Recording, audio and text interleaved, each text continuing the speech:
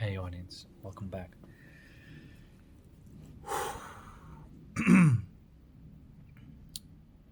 Welcome back to another one. Um, where I'm aiming for clarity about something. Once more, let's go on a journey for the nuggets because I don't know where it's gonna lead. I honestly don't know where it's gonna lead. I kind of just have a map. But what I want to talk about is the honesty and truth, and then I also want to look at the beliefs too. Um, is honesty truth? Is a belief truth? What is truth? How do you know what's true? How do you orient yourself in life, in this reality? If you are interested in truth, how do you find out what's true? Okay, let's look at the honesty, for example. Okay, you can be honest about what you're thinking and feeling, right? But is that truth? You may have a belief that is a lie. It has nothing to do with the truth, right? And you may have acquired that belief by not really discovering for yourself whether it is true or not. And it just resonated to you based on the emotional um, state that you had about that subject, and you took that belief. And if you have, let's say, hatred, then you that hatred is not really attached to anything. It's just hatred. It's really a fear that protecting itself, so it creates the hate, and that hate then is looking to attach to some structure because it's just energy right now, and just it wants to flower into something, fully flower, and then of course it flowers into a belief that is not truth. And so you can see that in that moment there's fear, there's hatred, trying to protect that fear, because the fear of the pain, because there's that pain, right? So everything starts from there. I mean, you can see it for yourself, right? And don't you see it? Pain, the fear of pain, hatred to protect that fear, because if you're afraid, then you may get attacked, right? So you put the hatred on top of it, or anger, right? And then that anger needs to flower fully and to go into complete cerebral levels and to become like a thought. You see how interesting it works. Then it goes into, oh, everything that's wrong in my life is because of you know whatever, because of these um, whatever. Just fill up the blank, right? Fill in the blank. Because of this, because of that, because of this, it finds the reason. And so then there's this belief, let's just say, I don't know, some belief about um, it's the fault of politicians, let's just say, right? Or the fault of this. But you basically find the reason for that anger to exist, okay? And you may say, well, maybe I do have actual reason for that anger to exist, right? Because like, no, it's valid. Well, is it really valid? In what sense is it valid? What is it doing? That belief is sustaining the whole tree. Now the whole fucking thing, pardon my French, flowered into this belief. And now your whole life is arranged according to this belief, hating a group of people or whatever, right? And you say, no, but that's true. Yeah. Well, what is true? Okay. Now, if you have that belief and it flowered in that direction, somehow, some way, you're gonna start seeing it a lot. See, this is how tricky, and I'm subject to this, and this is why I'm talking about this, to dig deep enough to discover these gems. And uh, the whole game is about ridding the beliefs, okay, and planting flowers. So, all right. So what do we have here now? Pain, fear, anger, and then the belief. Okay? Now, let's say I change the condition, and let's say where that pain is, right? I, for the sake of this thought experiment, right? Let's say I eliminate that source, that pain that sustains the whole fucking tree. Let's say I do that. Let's say I do that like with the, I don't know, drugs. Let's say I inject a person who is super racist and very angry or homophobic, whatever, and boom, I inject him with drugs, and I change that state so he doesn't, that thing temporarily goes away. It's very likely that that person in that moment, because that belief is not active, is probably going to be super friendly to some race uh, that he normally hates. Let's just say, right? Group of people. Let's just say, it doesn't have to be race, but the group of people. Let's say, and there's a member from that group of people that he's super friendly with because there's none of that pain there anymore. But that drug wears off, and the next day he sees something. See, I told you, man. He's like, I can't believe I was so nice to them. You see what I'm trying to say? So is that true? I'm not saying that the belief that you have is not going to come into reality, but is that the truth? I mean, we don't have to um, discuss about whether your beliefs come true, because they do. And it's almost like to the paranoid levels, you'll start seeing the proof in it. And even if something comes to you and it seems super good and it's too good to be true, but it may be really good, but because of your belief, you will never receive it. You'll say, no, this is a trap.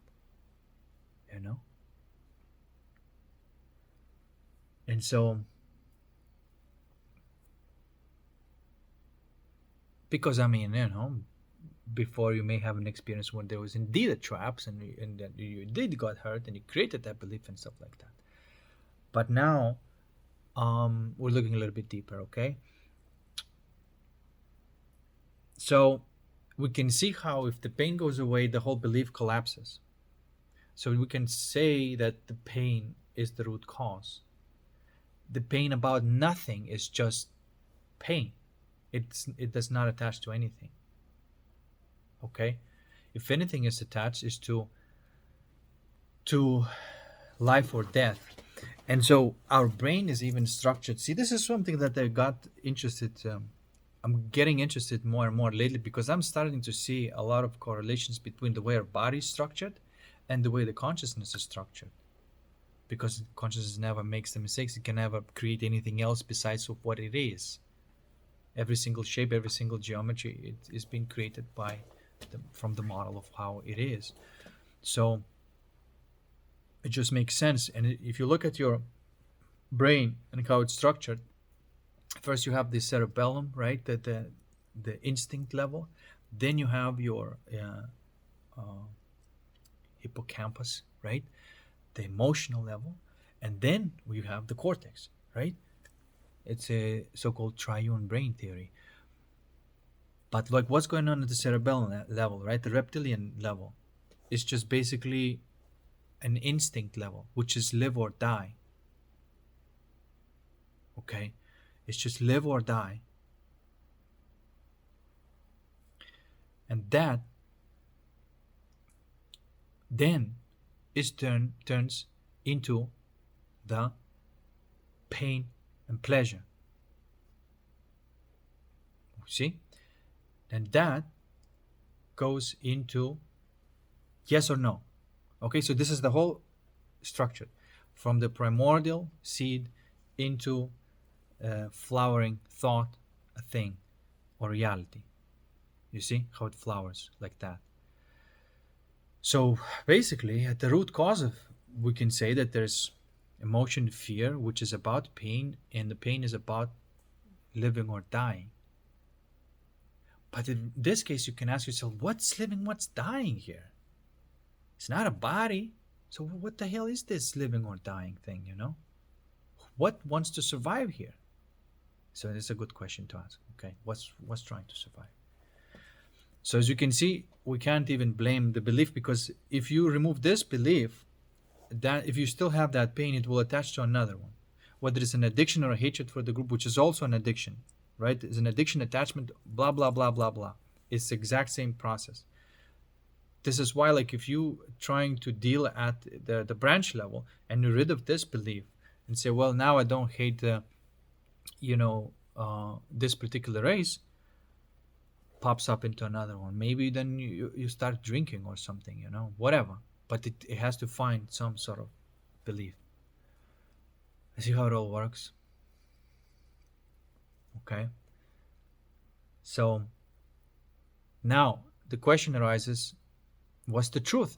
If this pain, this fear, and all of this creates something that is a lie and is not real, okay,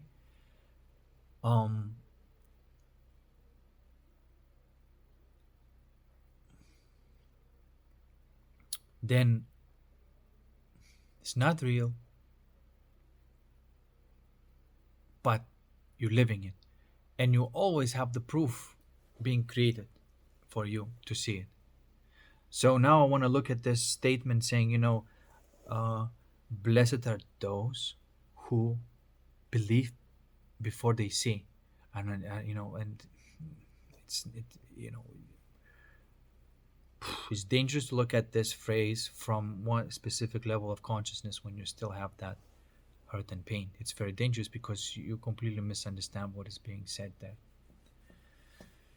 Because it doesn't say that just make shit up and believe it and then see the proof in your reality, which is going to happen. And how is that? Are you blessed? Because you're just manifesting complete lie because it stemmed from the pain and hurt. Okay? So are you blessed now? You see? So you got to be careful about this belief thing, right? And so this is why a lot of times people are fighting about these beliefs, whether this belief or that belief, and then arguing about these beliefs, where it's not the point. If you argue about the belief, then it's like every single time anybody argues about the belief, and sometimes they get so aggravated. There's nothing under threat but their belief. But there's part of them that's kind of under threat that is virtual. It's not real at all, that pain, right? So they don't want to die. So they attach themselves to that idea, to that belief, their identity. If somebody proves me wrong, I die. That's pretty much of what's going on. So now, what should we do about it? And would you normally just take up any kind of belief? And people say resonate, right? Yeah, it can resonate. It can say like, well, these people are doing this and that. And you feel that hatred inside you and say, oh yeah, it does resonate me. But it's resonated. The only reason it resonated is because you still have that hatred inside. So anyway, let's go deeper into say, what is truth then? Okay? Is the truth anything that I see in front of me? If it's being created by already beliefs that I already have.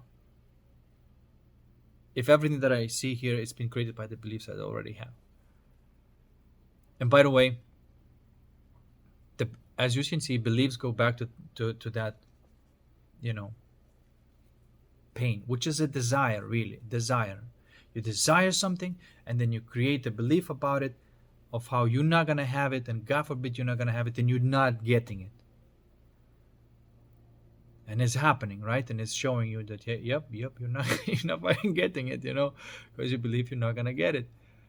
And that's what happens. So there's, something there. So,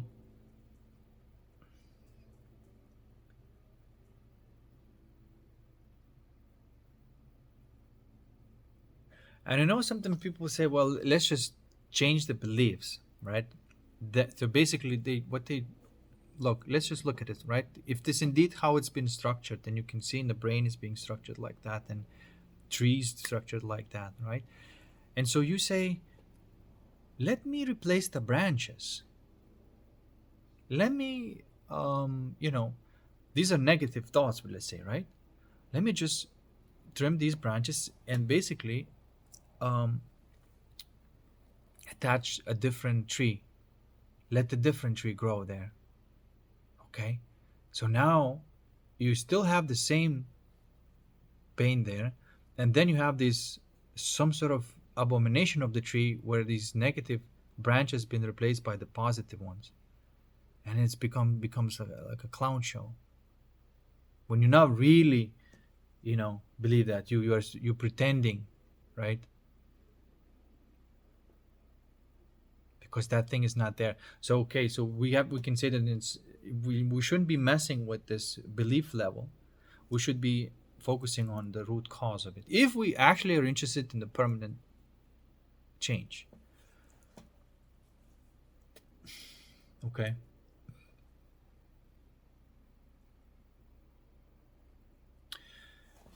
That brings me to what is truth.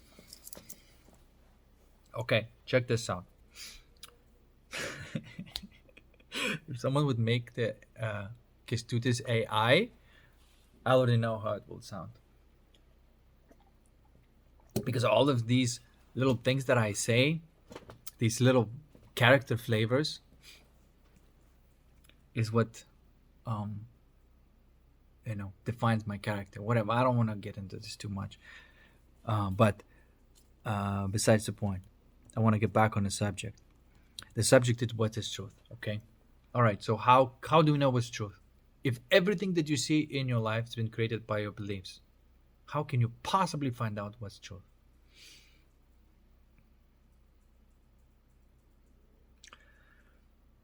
And so you can say the truth is something that rationally, reasonably makes sense to me. And I just showed you how something can reasonably and rationally make sense to you and still be based on a fear and be a lie.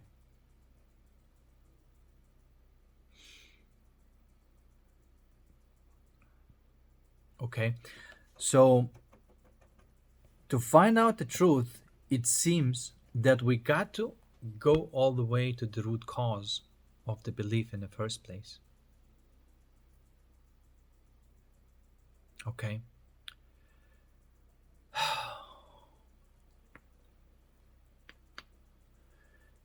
And so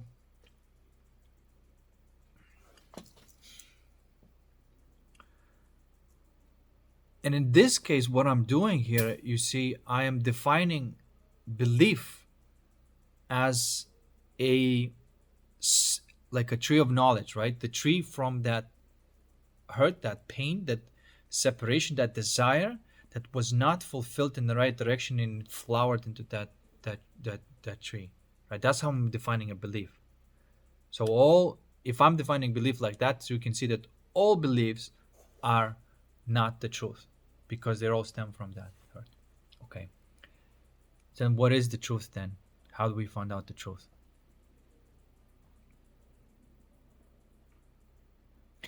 And again, people say the truth hurts. The truth can only hurt somebody who's full of lies.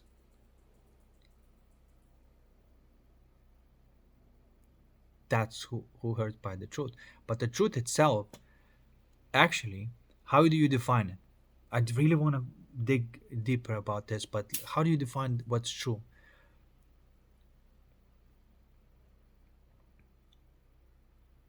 Everything in life, think about it. How do you define that what's true? Well, you can say, well, something that is true that is natural. Okay? All right. So something that's true can be natural. That's true.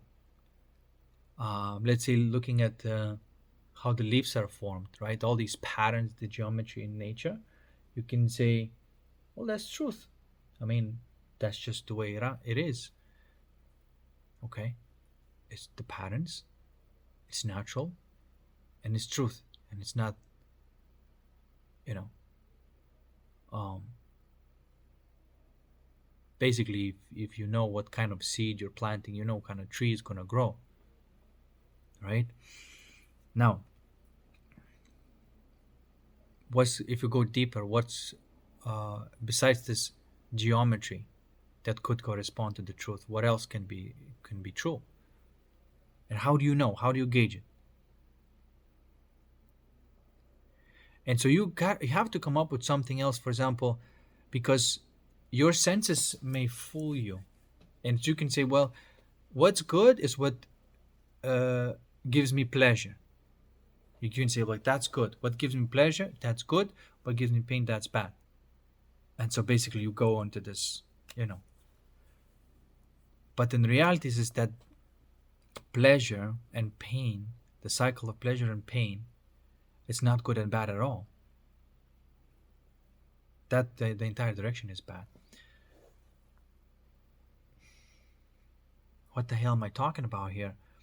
Why, if the pleasure is bad, excuse me, if the pleasure is not necessarily good, what is good then? How do you navigate life if pleasure is not necessarily good? You have to come up with some other way of measuring what's true, what not, and what's not. Okay.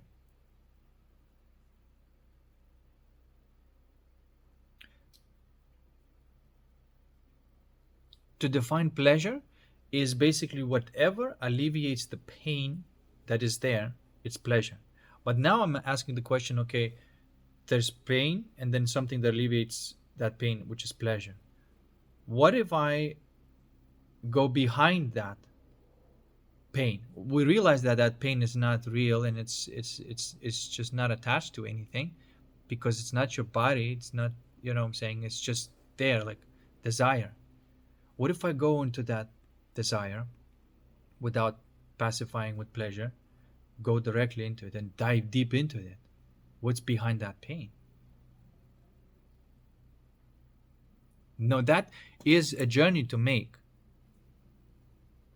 When nothing else works, the only way to go is there. And that may reveal something different. And you may find peace, joy, love, all these, what I would call 12 fruits of life. There are 12 fruits of life, apparently. There are 12 states of consciousness that define a complete alignment. They say 7 personal, and then, I'm not going to get into the detail of this particular one, but maybe in the next video, because right now we're trying to find out what is truth. Okay, so now we're experiencing joy, love, peace, and all these different would you can call like ideal emotions. Is joy a pleasure? No, not really. Is love pleasure? No, not really. Is from love pleasure can emanate? Yes.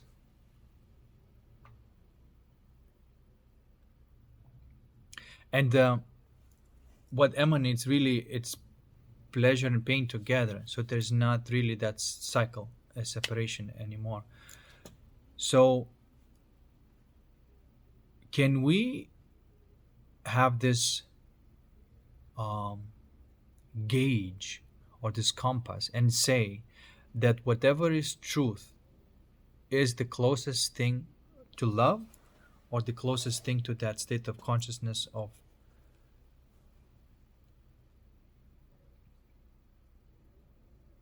this is how I experience peace, that's 0 point, and bliss, that's singularity. There's a unity, the unity where everything is one thing, and then singularity when everything is a single thing.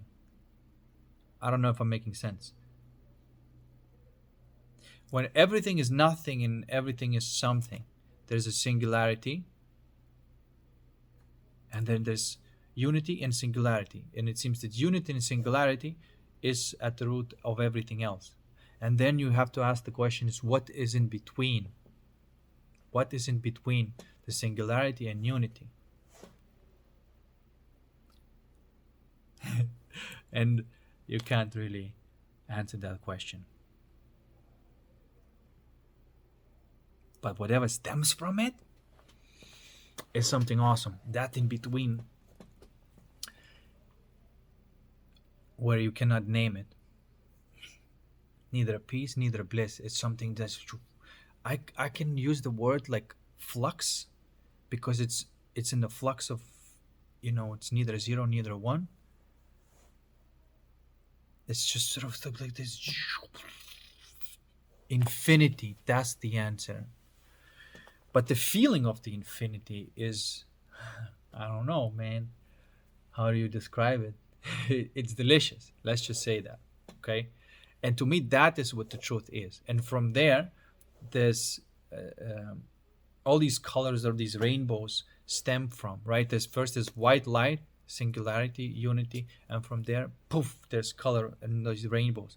And these rainbows correspond to these 12 fruits of life, 7 the ones that we're familiar with.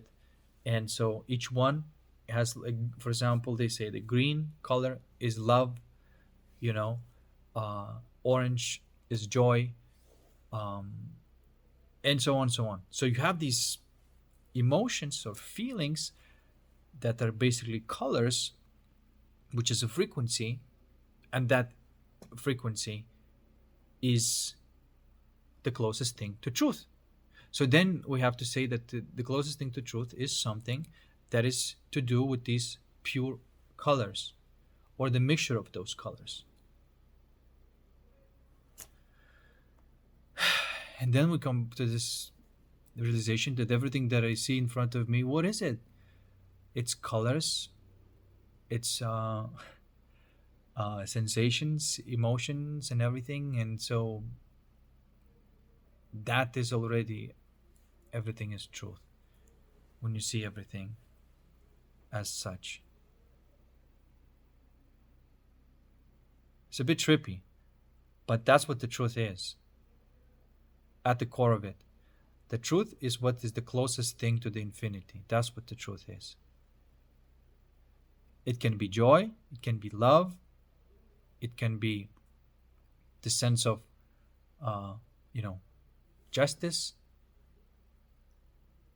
sense of security.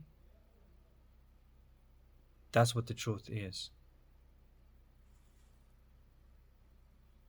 And you got to discover it within yourself. And then you discover this. Okay, I found the joy inside of me.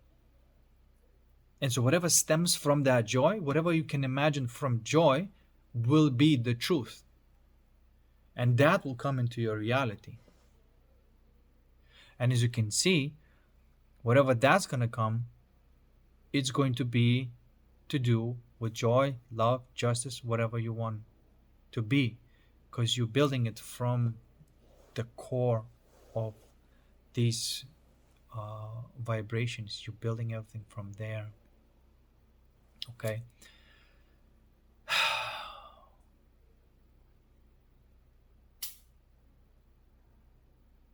And so that brings joy not just to you, but everybody else around you.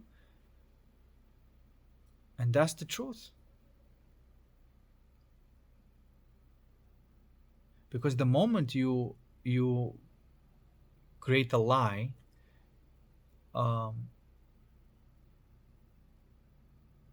the only way you can create a lie is because you still have that pain inside of you that you have not looked at. That pain, that desire, that fracture that wants to be merged back together and have that desire fulfilled. That's probably why you created that lie, and you lied to yourself and lying to others. But as you can see, lie is not love, which means it will bring something else besides love, joy, security, and all that stuff. That's what it will bring to you. Everything but what the truth represents. And so, the paradoxically, when you die for the truth, you find love. When you die for love, you find truth. Because truth and love are not separate. The moment you separate truth from love, the moment you separate that singularity from that unity, that is when you start, when you enter in something else that besides the truth, the world of the web of lies. When you separate those, because even though they can be painting the reality and the picture and everything, they're still together. They're not separate. It's like the pixel that I can see here in front of me is not separate from from the from this vacuum, the void that I am also. It's like it's very intimate, very close. You know, they're very close. That light and that background of light, which is not just the pixel, the visual pixel, which, for example, colors can feel very delicious. You know, colors can feel like an emotion. So I'm talking about a little bit like a synesthesia right now, but that's what it is when you go back to the source of everything. Everything boils down to this deliciousness. And that's what I would describe to be the truth. So now how do you navigate the world knowing that the truth is the closest thing to love? So if you see something, right, and that hurts you, okay, and it may be two things. It may be that somebody is telling the truth, or maybe it is telling the lie. Because telling the truth or just being truth, right? If somebody's joy, genuine joy, hurts you, then you are full of lies. But if somebody is telling you a lie and that hurts you, then that's also not truth.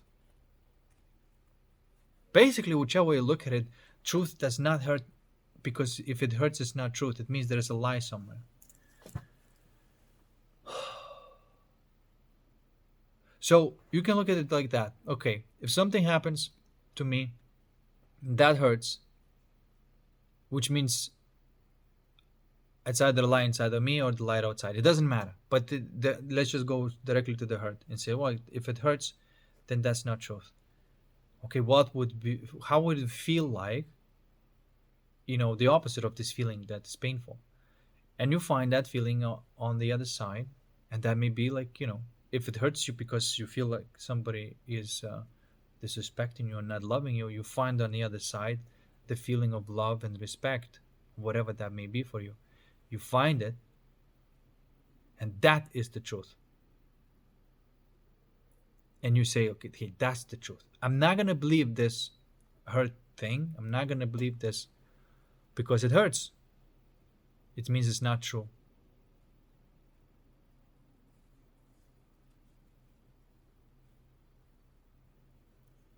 Okay? I'm just trying to say, like, why? But yeah, whichever way, like, whether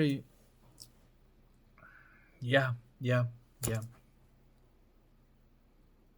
there might be a difference. For example, there might be that somebody else indeed has the lie and you're just open to it and that hurts you, which still is your responsibility to find the truth about it. Or whether you are on the side of darkness and somebody is triggering you with their light, is still the same thing. Either you gotta find love there or you gotta find wisdom. But this is how we mine for the truth. Okay, the truth is not something that external. The truth you can find when something externally triggers you, then that's an opportunity to find the truth. You say, okay, that feels horrible, that feels whatever, man, that doesn't feel good at all. What would feel good? You find that, and that's the truth, and that's what you choose to believe.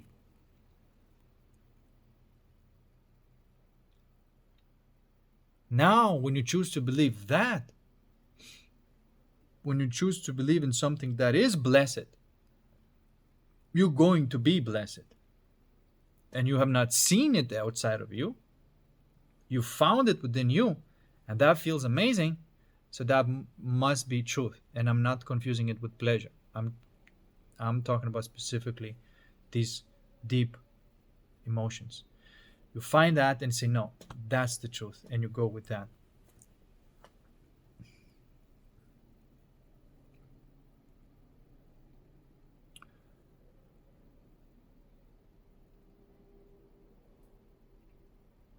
And sometimes it's difficult to find that, because there's a lot of that. And so this is why sometimes you got to put a lot of attention and just basically burn through that lie, that pain, fuse it, and then you may even have a permanent shift where that seed that was creating the beliefs of lies is no longer there. And that's how you know what's truth. The truth is the closest thing to love. That's what the truth is. So when you look outside you and you see all these things and you don't know who to believe nobody. Believe nobody. Um,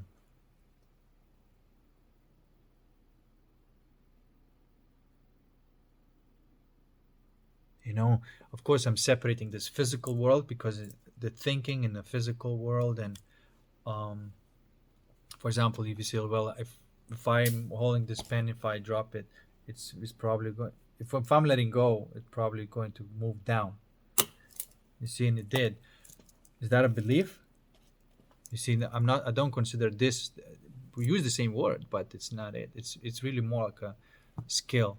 It's useful skill to know that that's how the world works.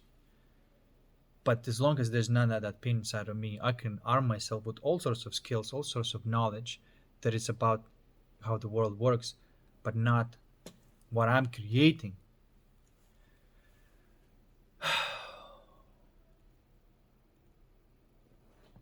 Okay?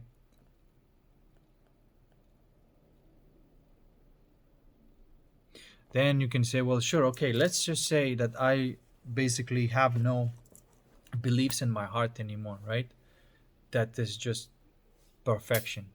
I'm end of my hero's journey.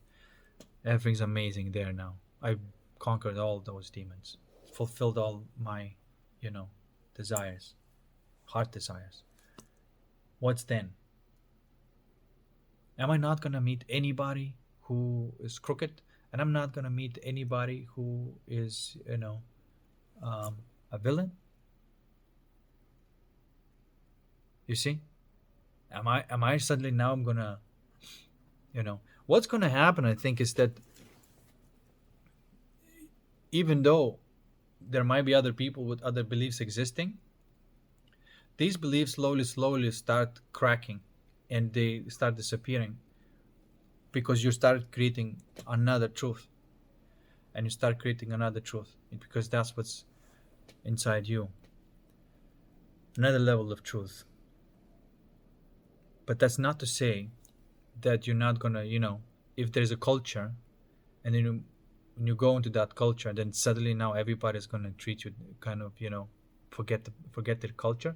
They may forget their culture in your presence if you're really, you know, enjoying yourself and full of love. They may forget any kind of culture. They may realize themselves that, oh shit, this I'm just this soul having fun. They may do that, may forget all that on an individual basis. But I mean, still on a collective, that things may still exist.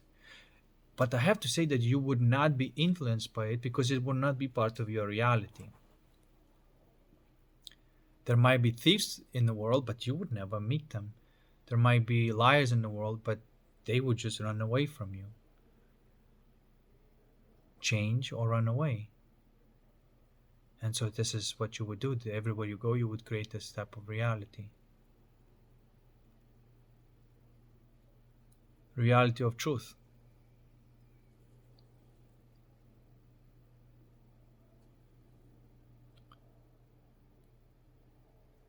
You You see how you can never find the answer outside of you? There's no discussions, no talking, stuff like that. It's ever going to do that. You'll find it right behind the thing that creates your beliefs.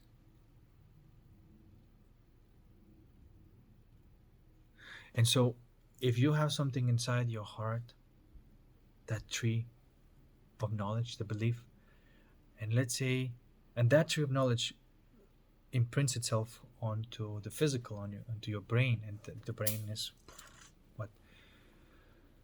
what really, man, what really, man, I think brain corresponds to how your reality is like. I think brain corresponds to how your reality is like. Once you rewire your brain, your reality is different. Final product is brain. Because brain is what draws the meaning out of what the hell is going on. And also, it seems that brain is something that I don't know. I just have a feeling that brain is something like you may have something in your heart, a negative belief in your heart, that imprints on the brain. You're rid of it, then you have the truth imprinting on the brain.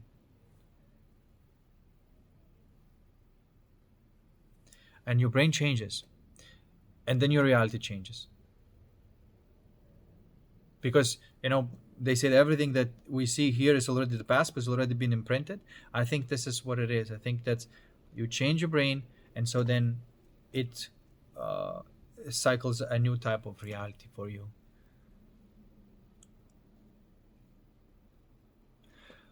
But then, when you no longer have these in your heart, the brain is still very useful to imprint all sorts of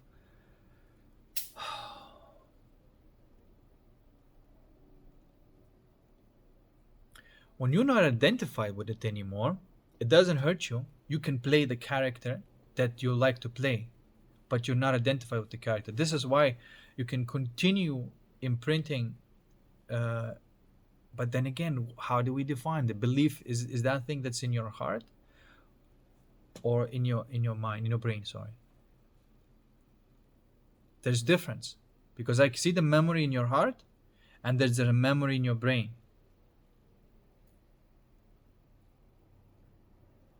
And when you change a memory in your heart, the memory in your brain starts changing too.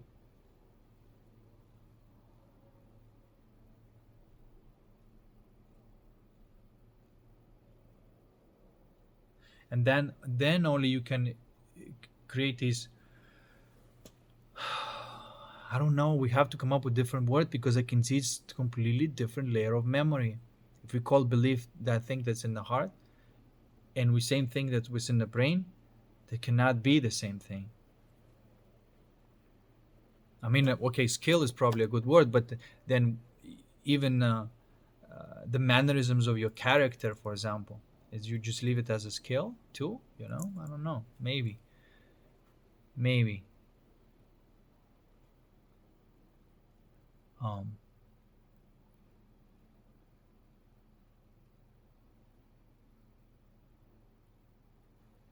Right.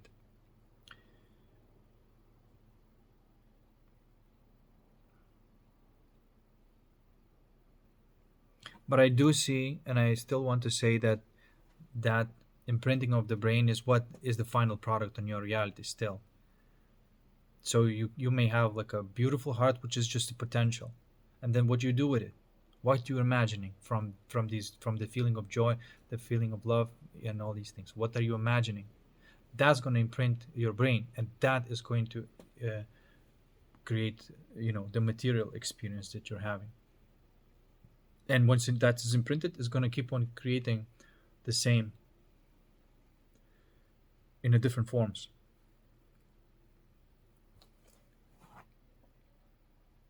And you see, I always want to say, like, well, if you're a completely, people sometimes say nobody's happy all the time. I'm trying to say, no, nobody's, when you start this video game, of course nobody is happy. Of course you hurt, of course but how you play it, every single hurt you can turn it into fulfillment. And so, yes, of course, you're not gonna be like always happy, but there's this hurt, sadness, negative emotion, whatever.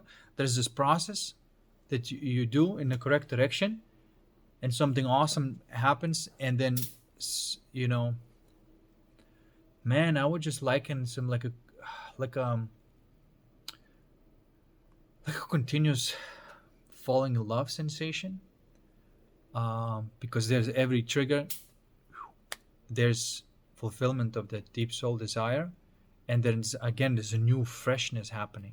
The novelty comes from not chasing the different various pleasures and the degradation, but novelty is coming from keep on renewing your soul, and the experience is coming and feels like new. um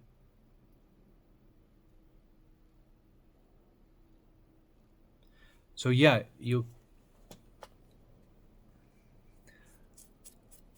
I would say that nobody's happy all the time, but the people who know how to play this game uh certainly fulfill their soul desires. But every time you fulfill your soul desire, there's more and more of that, whatever happiness is, more of that love, let's just say. So you grow in love and wisdom. That's 100% truth. And the more you grow in love and wisdom, the less of these hurtful things happening inside of you. So as you live your life, these are kind of gradually shrinking, shrinking, shrinking. And that has to be the truth. That's not to say that, like, well, nobody's happy all the time, so let's just give up on it. No. Um, let's just deal with the things that are happening to us in a functional way. That's all. And that will definitely fulfill our soul desires, because the negative thing that is happening is only showing you what you truly desire. So it's not even a negative thing if you see how to use it. And even in that, discovery of the negative kind of thing, that even takes a different tone. So even the grief and the sadness takes different tone. It's more graceful, because there's you know exactly what is happening, to you. It there's none.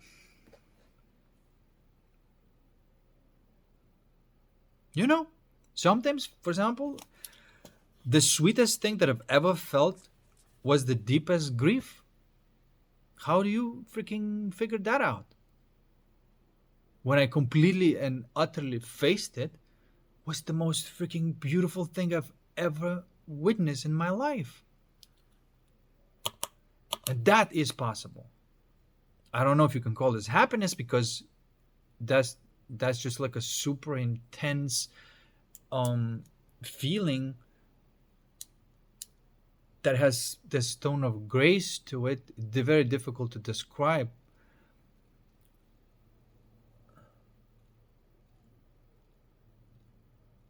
That's how the grief felt to me at the deepest level. The most beautiful thing I've ever witnessed. The most beautiful thing I've ever witnessed. And I don't know how to describe it. If I was a little bit more poetic, probably I could describe it better.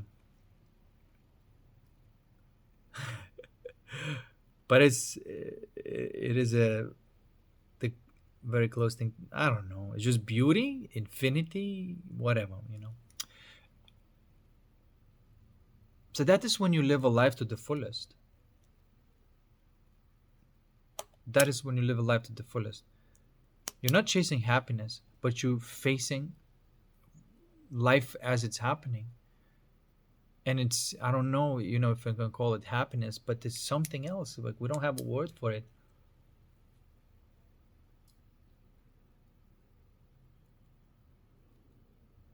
Wow, we don't have a word for it. We don't have a word for the awesomeness that can happen in your life all the time.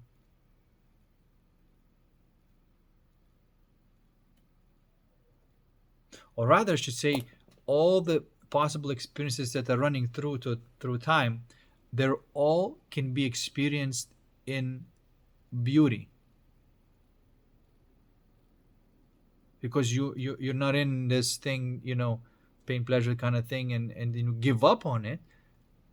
Well, you should probably give up on that, but actually you go into it. So it seems that you can live a life from pain and pleasure, or through attention and awareness, I suppose. But again, it's not a, even like, for example, I'm talking 50 minutes recording this is just too much rambling. But but the message um, is the elegant and simple and beautiful. Eventually, I'm not gonna make these videos. I can tell you that, because there's not gonna be nothing else to say.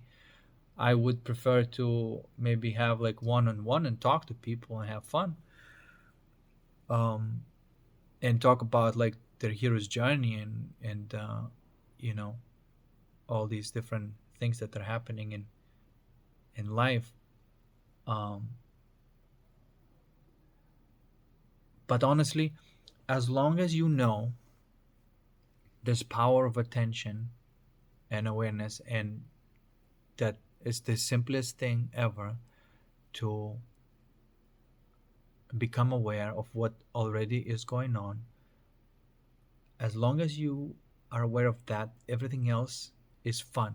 We can share stories, we can see what's the next thing to conquer. How do you go about this, and you play the game then, right? And it's fun to play the game. It's like, you're playing a video game, and then how are you dealing with this thing? Like, that's how it happened to me. It's like, oh, this is how, like, it's fun to talk about this, right? Sit around the fire and and see, um, and share stories. But the point of it is fun, and so that's when you don't miss the point. The point of it is not to fix anything and not to get derailed from it. And it's you don't that happens automatically when that is no longer there. When each single person in the group understands what that is, and face it, lives it, everything happens naturally and spontaneously, and it's not weird anymore. It doesn't look, it just looks like a normal people who just really good at this game of life. That's how it looks like.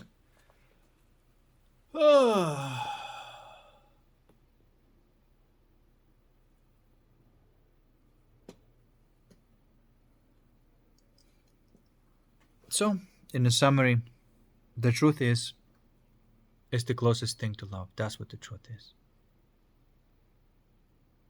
And I believed a lot of things that felt really bad, and I thought, like, well, that's logical, so that must be true.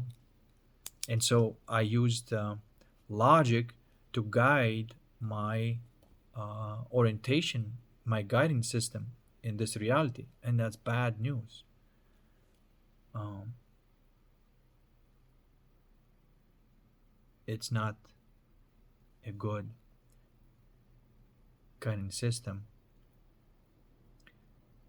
And sometimes people say, like, emotions is not a good guidance system as well. Well, the emotions are excellent guiding system, as long as you don't act from the emotions, but you go and find that gem that they harbor behind it. Every emotion is kind of sadness or whatever, is saying, like, look, there's something beautiful here. Come here, discover it, find it. Come here, discover it, find it. Poof, you find some beautiful emotion, and that's the truth. And then that beautiful emotion is like, oh yeah, and there is fulfillment of desire. You start dreaming, imagining fulfillment of desire, and it comes into you in your life. And that's all because you follow the emotions and not the logic. Because yeah, in the emotional world you gotta follow the emotions. In the physical world you can follow the logic. Honestly, like, this game is really putting things where they belong. That's really how it is. Nothing is out of place. Everything belongs. You see? And nothing can be removed from the whole puzzle thing, because you're not gonna get the full picture. But sometimes when the piece is in the wrong position, it looks ugly. It doesn't give you a real beautiful picture. And so this is why that thing is evil, because it does not belong there. You see, this is why, like, when you have these all intellectually powerful people with no understanding or no true intelligence, there's no heart, right? There's no soul, and you put them in the positions of power. And how do you incentivize them? How do you give them all this money? You say that in our society it's perfectly fine to control information for the monetary gain, and you break that freaking rule. You can't do that. And so therefore, like, somebody who's can control the laws, for example, um,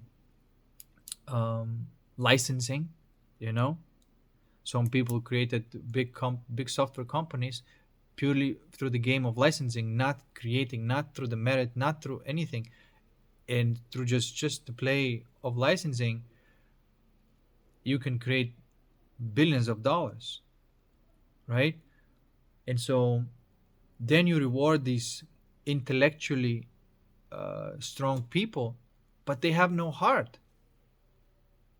You rewarded the brain, and so now they are a brain, but they don't necessarily have a heart.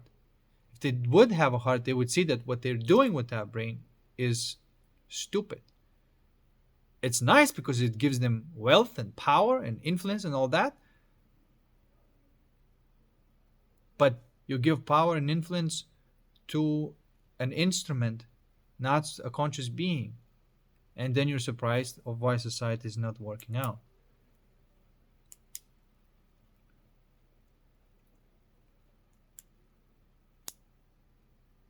You know?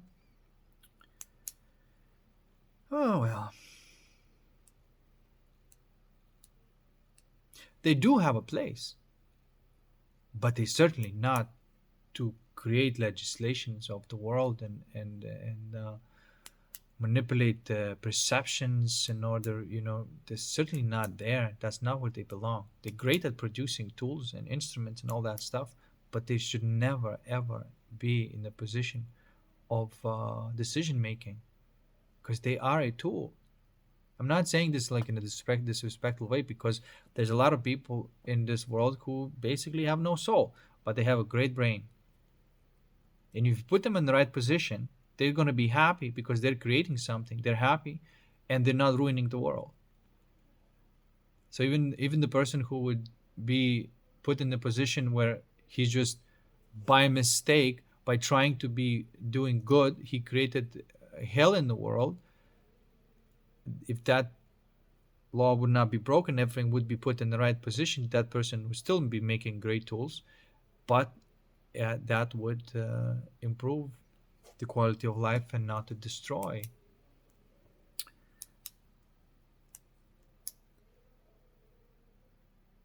That happens when you put everything in the right place. But the first thing, you got to put everything in the right place within your heart, within your consciousness. And when everything is right, I mean, when everything, at least in the direction of being put right in your consciousness, that is when you have any kind of authority of doing the same thing outside of you. At least this is how I would like to, live my life in this way.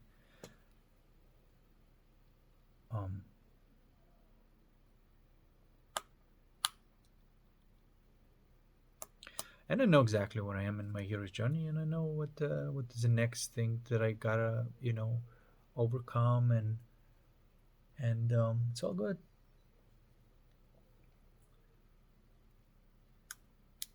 Anyway, 1 hour. Wow, what a long video. Well, hope you enjoyed it. Hope that made sense. Take care. Peace.